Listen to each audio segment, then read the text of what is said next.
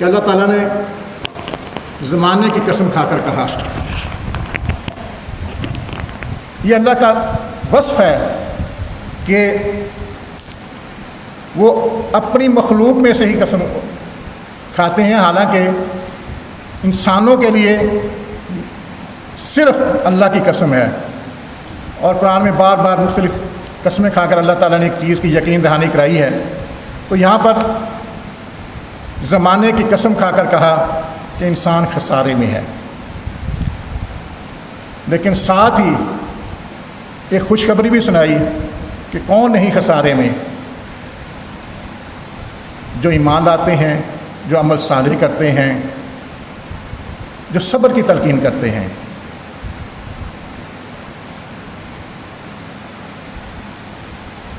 امام شافعی رحم اللہ فرماتے ہیں کہ سورت کے بارے میں کہ انسانوں کے لیے ہدایت کے لیے اگر اس سورت کا ہم جائزہ لیں تو یہ کافی ہے۔ یعنی حیران کن چیز دیکھیں، اس سورت میں جو چیزیں آئی ہیں یہ پوری انسانیت کی ہدایت کے لیے کافی ہے۔ پھر امام راضی قول ایک بیان کرتے ہیں کہ سورہ عصر کی انہیں جو سمجھ آئی وہ ایک برف فروش کی صدا سے سمجھ آئی کہ جو یہ کہہ رہا ہے، جو بازار میں آواز بلند کر رہا ہے کہ رحم کرو اس شخص پر جس کا سرمایہ گھلا جا رہا ہے، رحم کرو اس شخص پر جس کا سرمایہ گھلا جا رہا ہے۔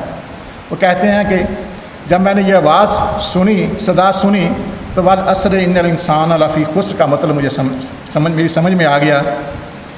یعنی عمر کی جو مدت اللہ تعالیٰ نے انسان کو دی ہے وہ برف کی طرح پگھلنے والی ہے اور بڑی تیزی سے پگھل رہی ہے۔ اگر اس کو ہم ضائع کر جائیں گے یا غلط کاموں میں صرف کر ڈالیں گے تو یہی انسان کے لیے خسارہ ہے۔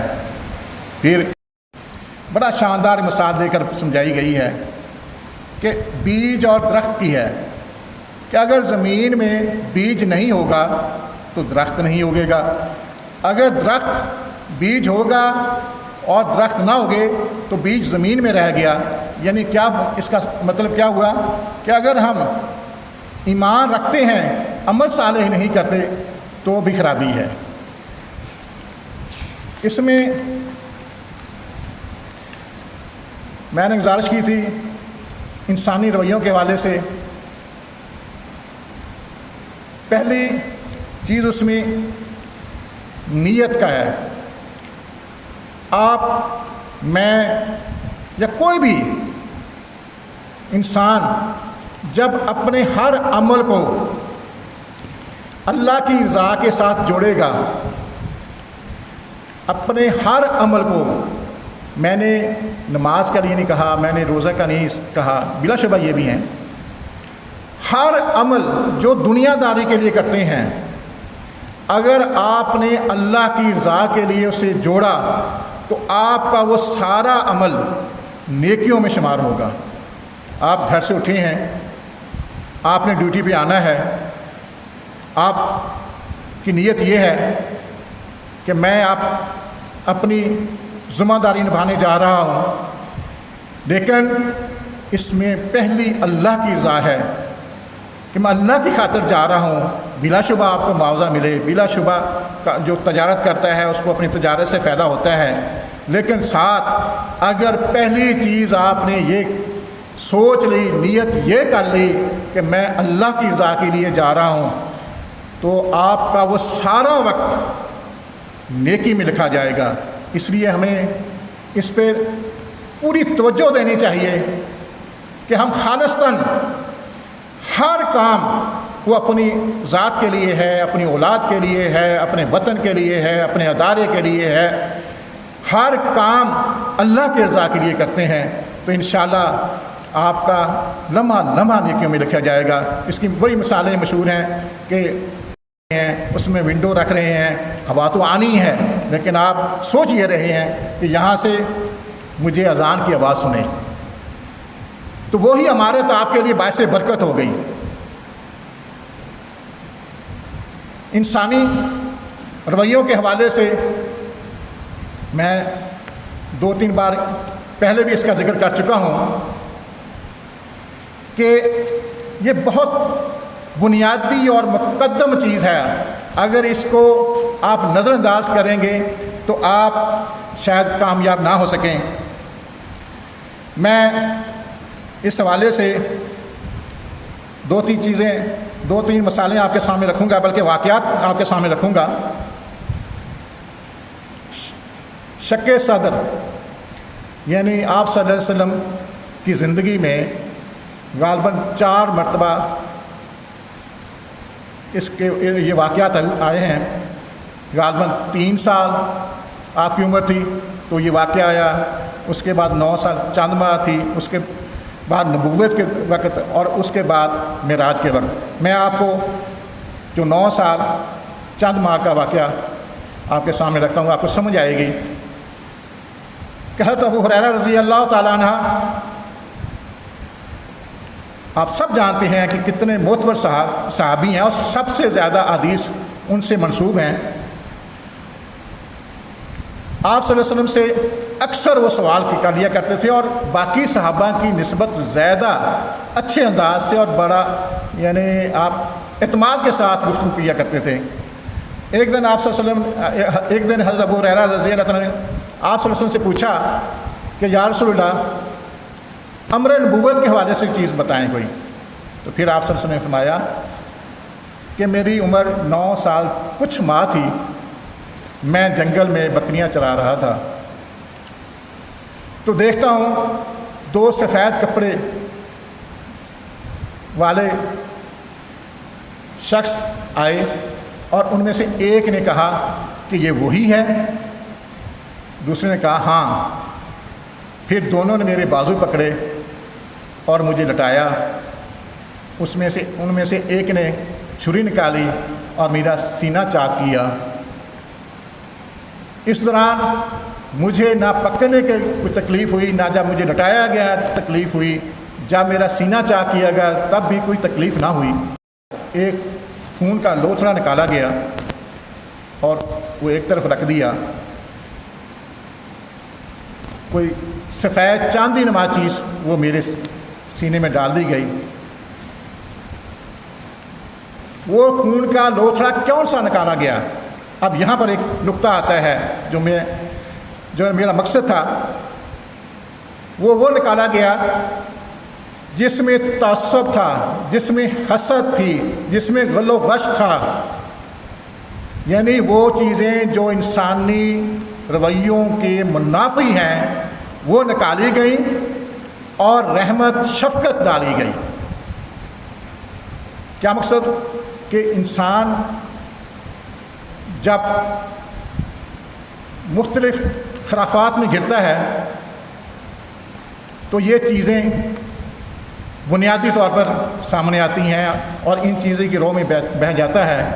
اسی طرح سب جانتے ہیں غار حرا کا واقعہ کہ آپ صلی اللہ علیہ وسلم کی عمر جب 40 سال ہوئی تھی تو آپ صلی اللہ علیہ وسلم مکہ سے تقریباً 2 میل کا فاصلہ ہے، کوہ حرا، وہاں پر ایک غار ہے جسے غار حرا کہتے ہیں، وہاں پر تشریف لے جایا کرتے تھے،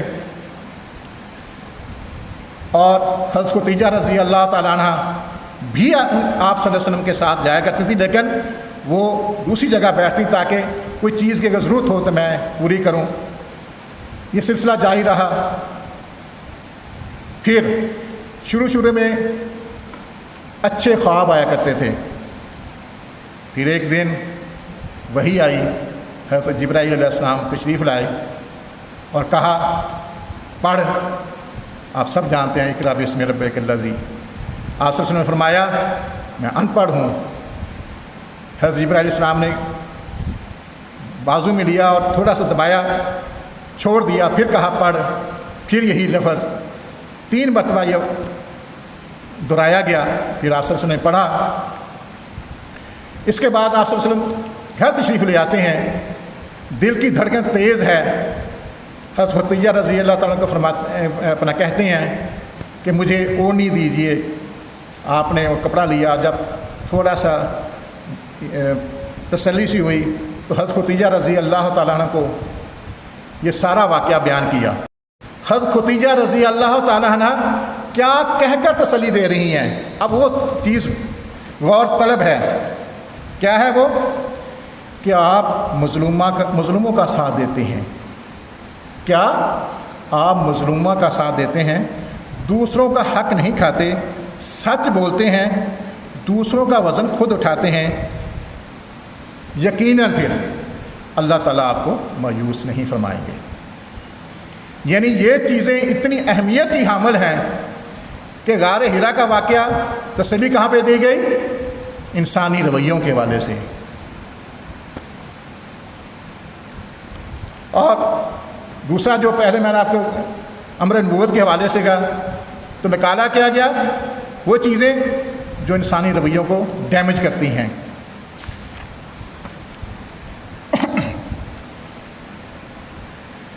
اس کے بعد میں آپ کی جو پیشہ ورانہ ذمہ داری ہے اس پر کوشش کروں گا کہ چند واقعات آپ کے سامنے رکھوں کہ آپ کتنی بڑی ذمہ داری ادا کر رہے ہیں اور کتنی معتبر ہے اور میری نظر میں کتنی تقدس والی ہے.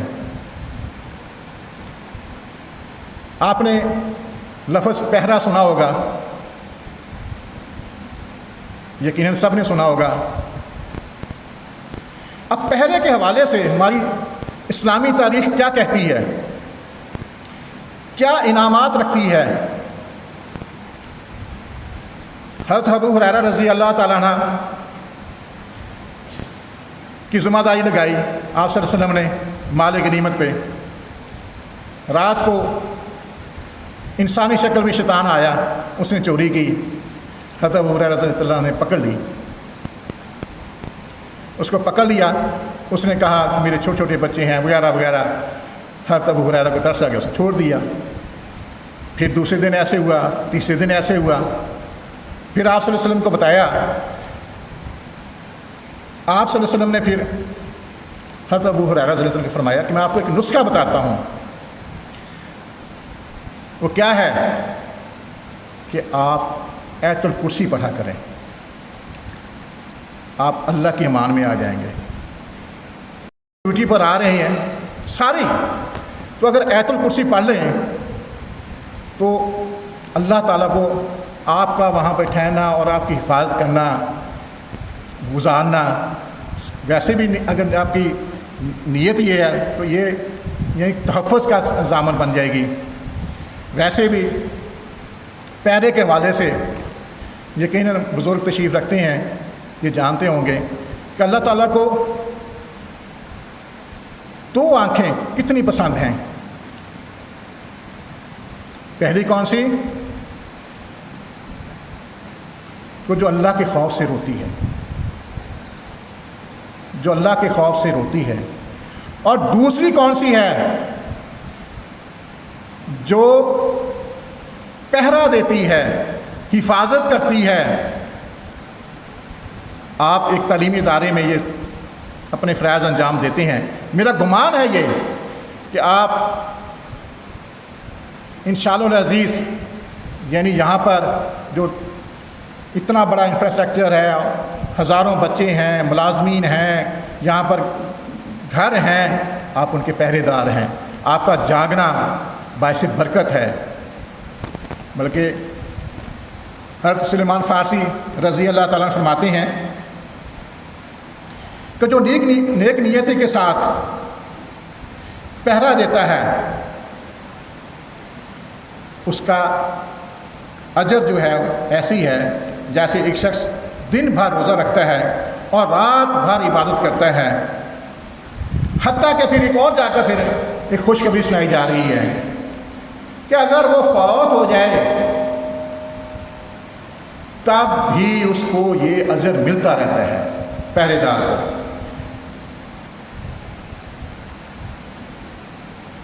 یعنی یہ مقام ہے. اس کے بعد اپنی ڈیوٹی پہ جا رکے ہوتے ہیں تو تھوڑا سا اہتمام کر لیں، اور اجر کتنا ہوگا کہ آپ نے گاڑی روکی ہے، اس نے شیشہ کھولا ہے، بجائے اس کے کہ آپ فوری طور پوچھیں، آپ اپنا تعارف کرائیں، آپ اسے السلام علیکم ورحمۃ اللہ کہیں، اس کے بعد پھر پوچھیں۔ اور اسلام کے حوالے سے یعنی یہ جو السلام علیکم، یہ سورہ نساء میں ہے، اور اس کو اللہ کے نبی صلی اللہ علیہ وسلم نے اس پر بڑی تاکید فرمائی ہے کہ آپ صلی اللہ علیہ وسلم تشریف فرما تھے، ایک شخص آیا، اس نے کہا السلام علیکم، آپ نے فرمایا 10 نیکی ہیں۔ اس کے بعد دوسرا آیا، اس نے کہا السلام علیکم ورحمۃ اللہ، 20 نیکی ہیں۔ اس کے بعد تیسرا آیا، اس نے کہا السلام علیکم ورحمۃ اللہ وبرکاتہ، اس کے لیے 30 نیکی ہیں۔ اور صحابہ اس کا اس قدر اہتمام کرتے تھے کہ کہتے ہیں کہ اگر ایک درخت کی اوٹ آ جاتی تو ہم دوبارہ السلام علیکم ورحمۃ اللہ کہتے، یعنی آپ 20 گاڑیوں کو روکتے ہوں گے، آپ 20 جگہ یعنی اس طرح کے آپ سارا دن یعنی اتنا بڑا اجر سے آپ مستفید ہو سکتے ہیں کہ آپ کے لیے آپ کی اگلے جو سفر ہے اس کے لیے بڑا سود مند ہو سکتا ہے۔ اسلام جو ہے اللہ کا نام ہے، اور حدیث بھی ہے اس میں جنت واجب کر دینے والی 3 چیزیں بڑی مشہور ہے، آپ نے سنی ہوگی، کیا ہے؟ لوگوں کو کھانا کھلانا، اور اسلام کو عام کرنا، پھر اس کے بعد ایک بڑی شاندار چیز آئی ہے، وہ کیا ہے؟ عمدہ گفتگو کرنا۔ یہ وہ چیزیں ہیں جو ہمارے معاشرے میں اگر قائم و رائج ہو جائیں تو بہت ساری چیزیں جو ہیں، بہت ساری جو خرابیاں ہیں وہ ختم ہو سکتی ہیں۔ حسن اخلاق کے حوالے سے یقیناً آپ نے بہت ساری چیزیں دیکھی ہوں گی، میں صرف چند احادیث کا ذکر کروں گا کہ لوگوں کے ساتھ اچھے اخلاق سے پیش آؤ، یہ حدیث ہے پوری۔ پھر رسول اللہ صلی اللہ علیہ وسلم سے اس چیز کے بارے میں پوچھا گیا جو بکثرت لوگوں کو جنت میں لے جانے والی ہو، تو آپ صلی اللہ علیہ وسلم نے فرمایا اللہ کا خوف اور اچھا اخلاق، یعنی جنت میں جو سب سے زیادہ چیز لے جائے گی وہ کیا ہے؟ اللہ کا خوف اور اچھا اخلاق۔ آپ صلی اللہ علیہ وسلم نے فرمایا کہ جس کے اخلاق اچھے ہوں گے اس کے لیے جنت میں جنت کے اعلیٰ درجے پر ایک گھر تعمیر کیا جائے گا۔ اب یقیناً یعنی یہ انسانی جبلت میں ہے کہ جنت میں جانے والے لوگ بھی اس چیز کی خواہش کریں گے کہ میرا درجہ اوپر ہو، میرا درجہ اوپر ہو، تو یعنی اس درجہ جو اعلیٰ درجہ ہے جو حسن اخلاق سے لوگ پیش آتے ہیں وہاں پر اس کا گھر تعمیر کیا جائے گا۔ اسی طرح آپ صلی اللہ علیہ وسلم نے فرمایا میرے نزدیک تو میں سے پسندیدہ آدمی اور قیامت کے دن میرے نزدیک پسندیدہ آدمی اور قیامت کے نزدیک جو میرے قریب ترین ہوگا وہ کون سا ہوگا؟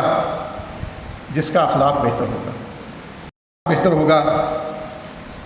حسن اخلاق سے زیادہ کوئی وزنی چیز نہیں، یہ بھی حدیث ہے۔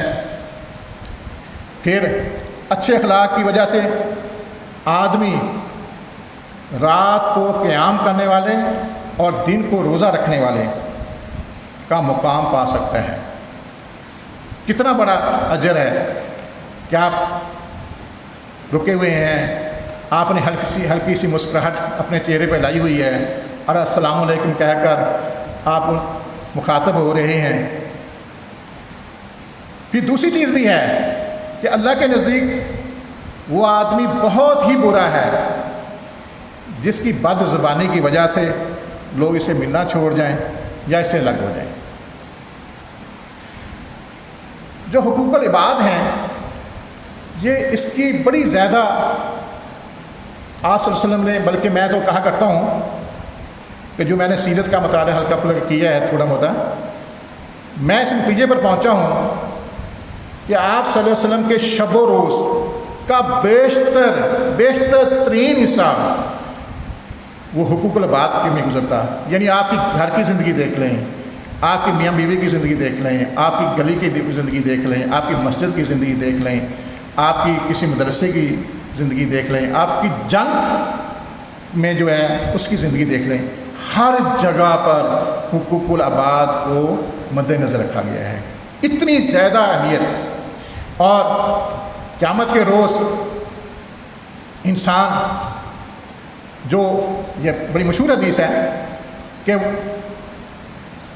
دربار میں لایا جائے گا جو نمازیں بھی پڑھتا ہوگا، جو روزے بھی رکھتا ہوگا، جو زکوٰۃ بھی دیتا ہوگا، لیکن ساتھ ساتھ بد زبان بھی ہوگا، کسی کی غیبت کی ہوگی، کسی کا مال کھایا ہوگا، کسی کو قتل کیا ہوگا، کسی کا حق مارا ہوگا. پھر کیا ہوگا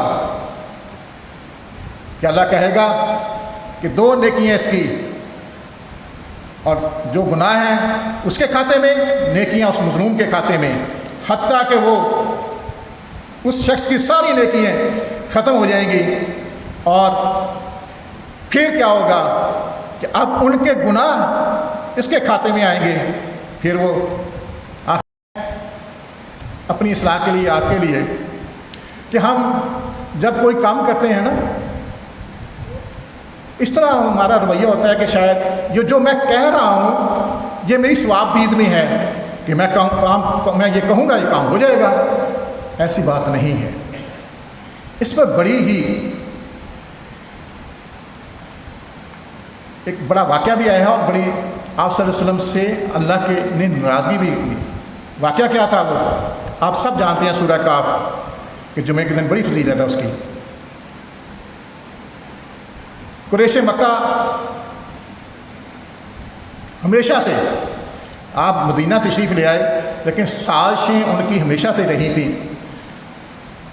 تو انہوں نے سوچا کہ وہاں پہ یہودی ہیں، یہودی علماء ہیں، کیوں نہ کوئی ایسی چیز ان کو بتائی جائے کہ وہ اللہ کے نبی صلی اللہ علیہ وسلم کو جھوٹا کہنا شروع کر دیں. حالانکہ قریش مکہ بے شک ایمان نہیں لاتے تھے، لیکن وہ جانتے تھے کہ اللہ کے نبی سچے ہیں.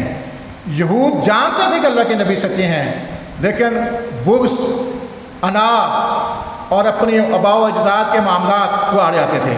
خیر، وہاں سے 3 جوان تیار کیے گئے، جا کے یہودی علماء کو ملے، جا کر کہا کہ یہ 3 سوال کریں آپ صلی اللہ علیہ وسلم سے. وہ سوال کون سے تھے؟ وہ سوال یہ تھے کہ وہ نوجوان کون تھے جو غائب ہو گئے تھے، ایک سوال.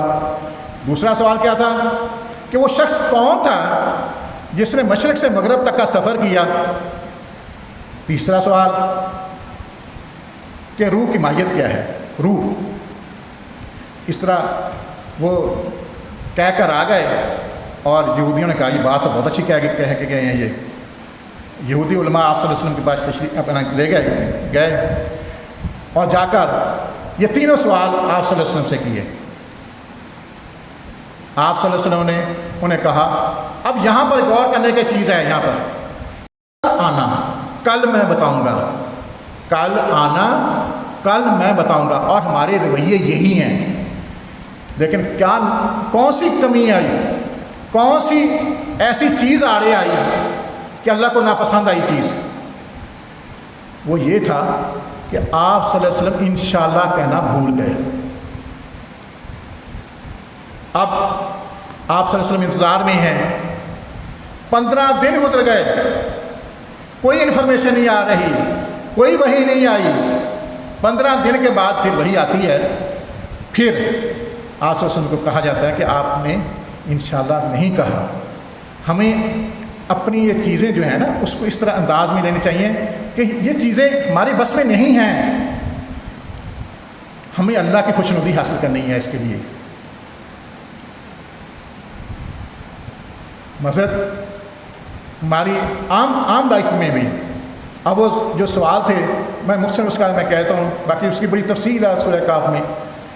وہ پہلا تھا جو صحاب کاف ہیں اس کے حوالے سے تھا، جو آدمی جس نے مشرق سے مغرب تک کا سفر کیا وہ ذوالقرنین تھا، اور روح کے حوالے سے یہ اللہ نے خود کہا ہے کہ یہ امر باللہ ہے، یہ اللہ کا اپنا نظام ہے، اس پہ بھی بڑی چیزیں ہیں۔ اچھا، میرا ایک دل کرتا ہے کہ میں جو وہ دروازے ہیں نا اس کا بھی آپ کو ذکر کروں اور اس کو بھی تاریخی حوالے سے اور جوڑوں۔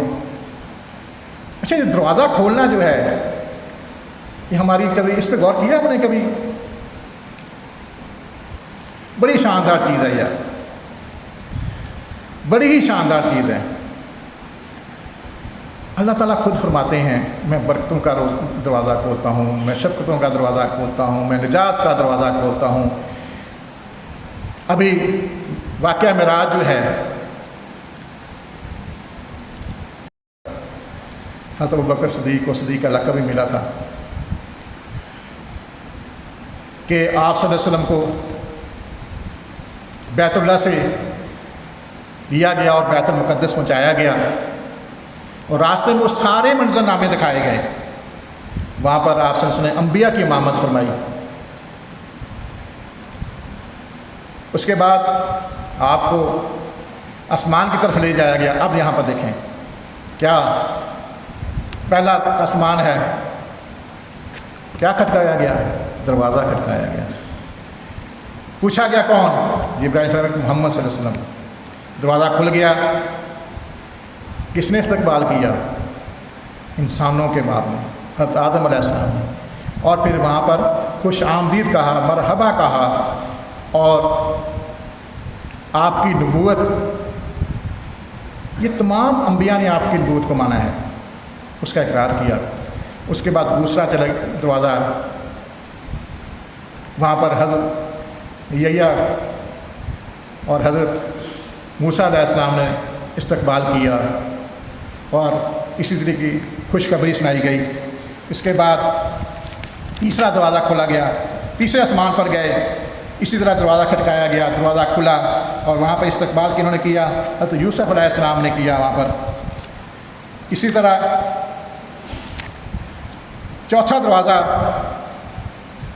کھولا، چوتھے دروازے پر کنہوں نے استقبال کیا؟ حضرت ادریس علیہ السلام۔ مقصد یہ ہے کہ ساتویں پر حضرت ابراہیم علیہ السلام نے آپ صلی اللہ علیہ وسلم کا استقبال کیا اور آپ کی نبوت کا اقرار کیا، یعنی کیا؟ آسمانوں کے دروازے فرشتوں نے کھولے۔ یہاں پر میں آپ کو یہ بتاتا چلوں کہ دروازہ کھولنے کی ہیں کہ آپ صلی اللہ علیہ وسلم کی جب ام المومنین کے پاس جاتے، چونکہ حضرت عائشہ رضی اللہ عنہ کا گھر ایسا نہیں تھا، وہاں پر چادر سی ہوتی تھی، دوسری ام المومنین میں دروازہ کیا تھا، تو ایک بار دروازہ کھٹکا، آپ نماز پڑھ رہے تھے، آپ نے نماز کی حالت میں دروازہ کھولا۔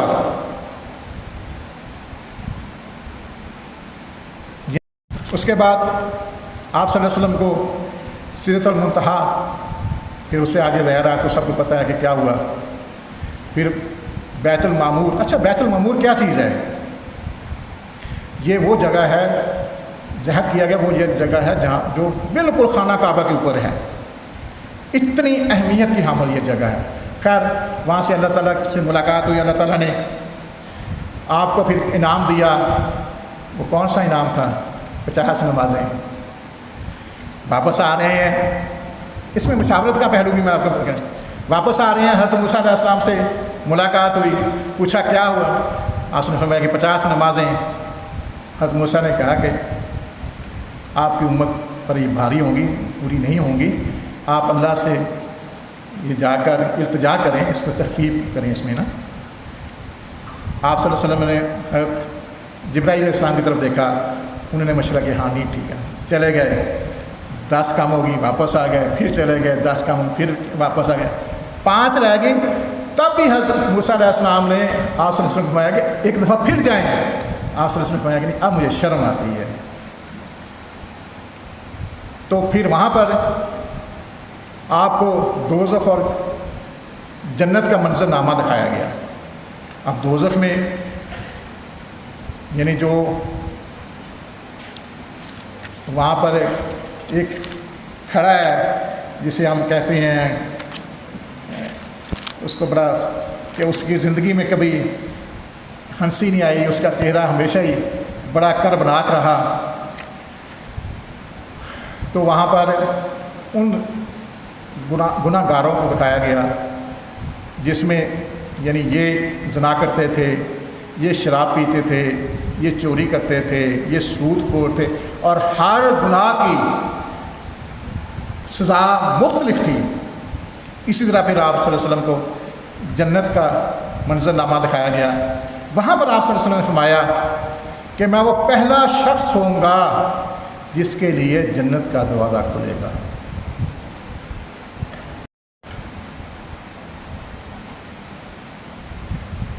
ہمیں اپنی جو رویے ہیں، ہمیں ہماری اپنی نیت ہے، دیکھیں ہم چھوٹی چھوٹی چیزیں نظر انداز کر کے اپنی روزی میں کچھ جھول پیدا کر لیتے ہیں، وہاں پر کچھ چیزیں ایسی شامل ہوتی ہیں کہ شاید وہ حلال نہیں رہی۔ اسی طرح مناسب رویے نہ اپنا کر ہم گناہ گار ہو جاتے ہیں۔